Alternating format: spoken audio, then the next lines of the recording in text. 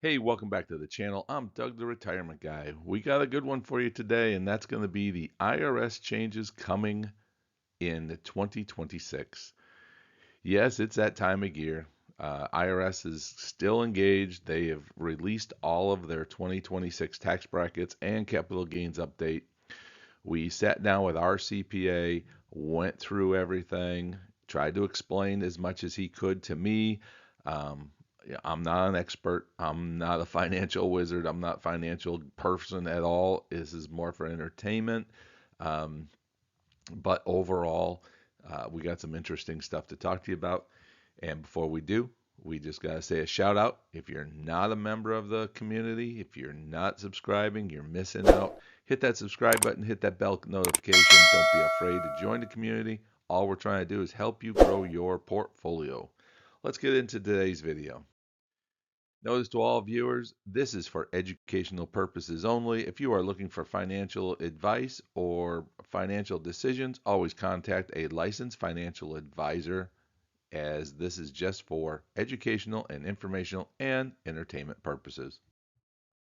So with the standard deductions updates for 2026, the 26 tax year brings significant updates to the standardized deduction, impacting how taxpayers calculate their taxable income. These changes will go in effect January 1, including revised based amounts and various status. The additional deductions for seniors, including the BBB bonus, um, very, very important pieces of the study here. Like I said, everything goes into effect January 1. The key changes: new base standard deduction amounts are for all filing status.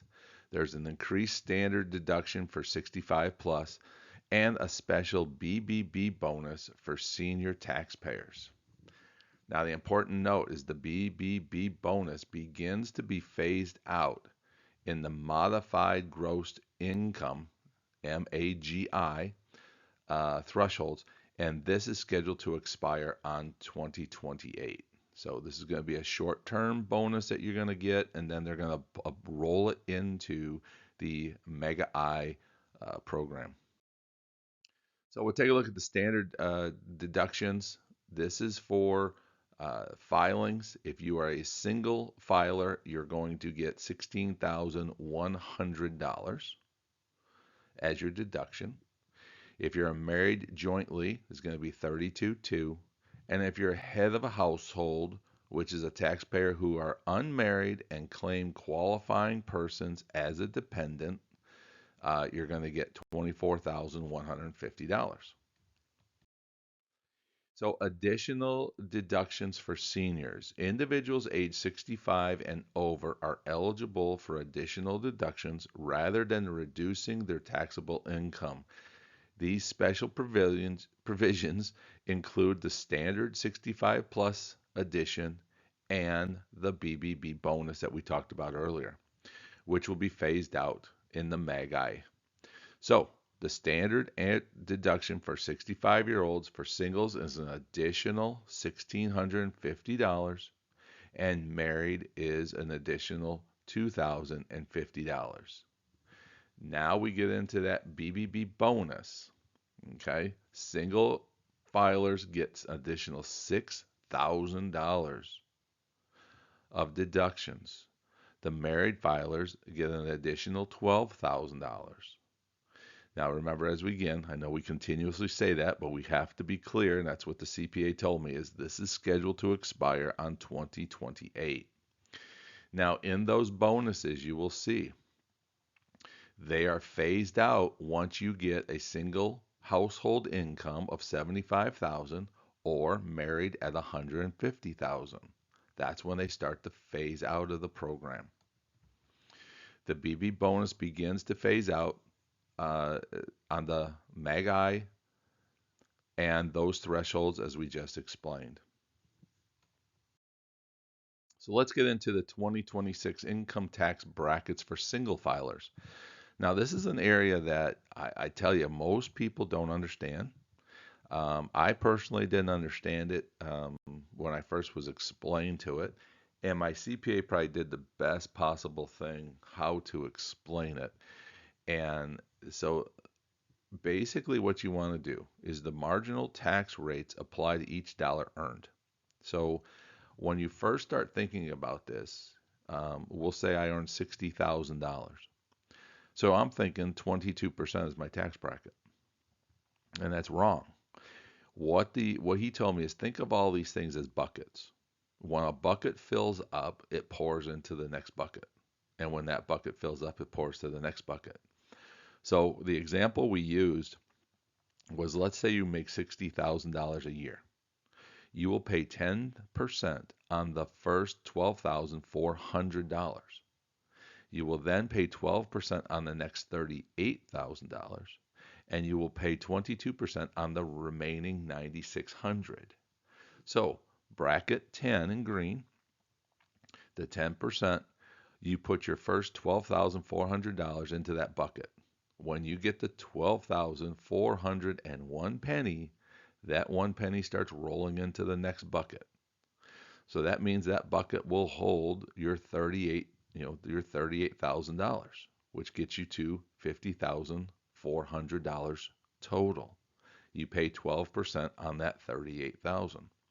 Then the next bucket it rolls into would give you your rest of your funds for $9,600. That gives you your actual tax filing cost. So it's 10% on a small number, 12% on the next number, 22 on the next number to give you an average. Then you average it across the board. The new 37% top bracket for single filers applies to income over $640,000, which is higher than the previous year. So to get to that big 37%, man, you have to make a ton of money. But remember, you had to fill all the buckets beforehand before you get to that 37. So let's take a look at the tax filing for married filing jointly.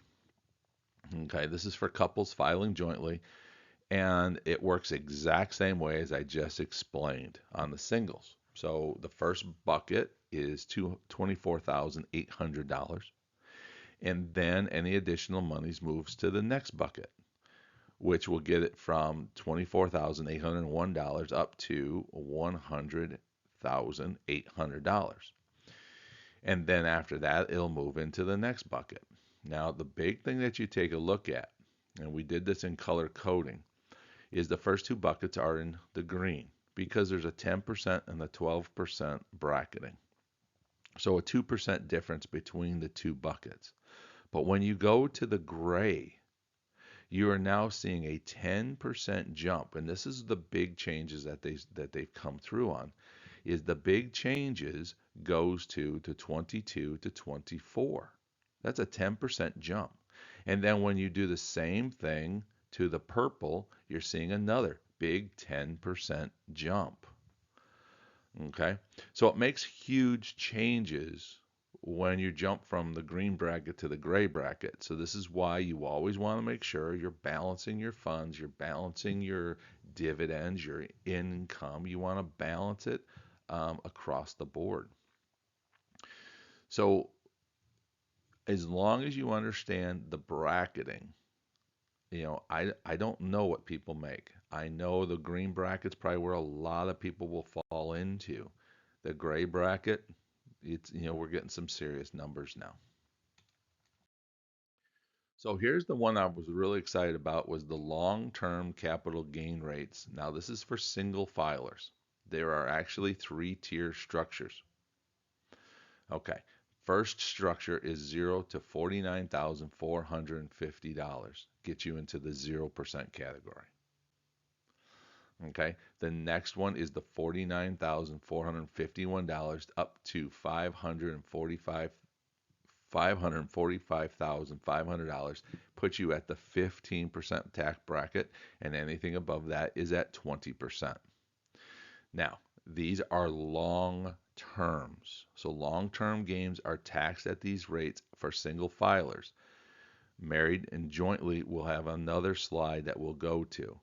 So remember, when you're doing those high yield funds and you're collecting return of capital earmarked distributions, if this is where you're going to fall into for the long term.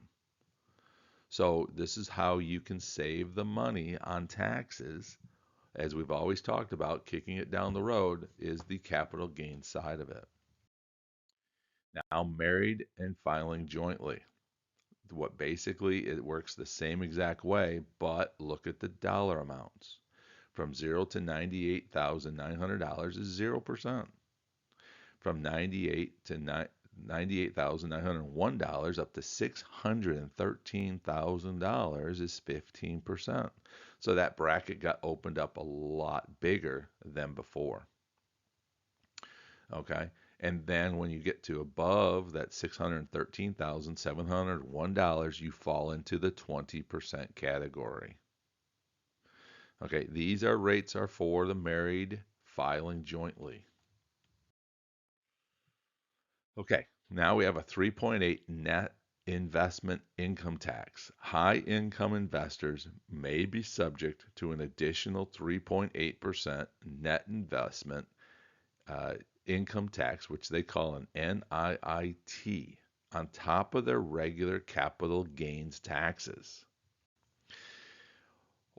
This is why the IRS and all the tax rulings, this is where you start pulling your hair out and you're very uncomfortable. You're like, "Oh my God, why don't you just increase the other package 3.8%?" It's not how they work. It's like add-ons, add-ons, add-ons. So investment threshold, single filers 200,000 plus, and then married filing joint 250,000 plus. So not a lot of gainage there being in the marriage side. But once you achieve those, you're going to have more than likely, as it says, subject to an additional 3.8% on top of your capital gains if you're going to hit above those thresholds. Capital collectibles taxation. Collectibles such as gold and silver receive a special tax treatment, okay, from the standard capital gains, taxed at individuals' marginal tax rate and capped at 28%. That applies to the collectibles like gold, silver, and other specific assets. Okay, so their encouragement is try to get you to invest in the gold and silver by basically maximizing their cap on the marginal income tax rate. Very interesting on that one. So, planning on considerations, high income investors should review the investment strategies in light of the NIIT. That's a basically 3.8% challenge that you could possibly save some money by um, adjusting what you're doing when you're taking funds and so on. Consider offset capital losses against gains to minimize your tax impact. So if there's got some funds out there that if you sell for a loss, your capital loss, it'll help you in your tax thing if you're in a tax situation. That's why I always highly suggest you get yourself a tax advisor, get a professional to do those because these guys can save the money that you pay them. And for collectibles, evaluate if the capital gains or collectibles treatment is more beneficial. So the key takeaways from our 2026 tax planning came this way. There is the 26 tax year begins significant changes that will impact how you plan your finances and prepare for your tax returns. These updates will go into effect January 1st of 2026. Include our major revisions in the standard deductions, the marginal income brackets, and long-term capital gain rates. So we're going to break them down real quickly for you. The marginal income tax brackets, the new brackets for both single filers and married filers with higher rates of income over $640,000 for individuals and $768,000 for joint filers. The standard deduction updates, revised based amounts for filing issues with the additional BBB bonus for the seniors. And remember, that gets phased out in 2028. Capital gains taxation, the new rates for long-term capital gains, plus you got to remember that 3.8% net investment income tax for those high income investors, and the special assessment treatment on collectibles like gold, silver are taxed at a marginal rate with 28% cap. It's different from regular capital gains. Planning impact. These changes are very important for taxpayers to understand for the future financial planning. Consider consulting a tax professional to optimize your tax strategy for 2026. Thank you for watching. Press the like button, hit the subscribe button, and join. Leave any comments below and join our Patreon to support the channel. I'm Doug, the Retirement Guy.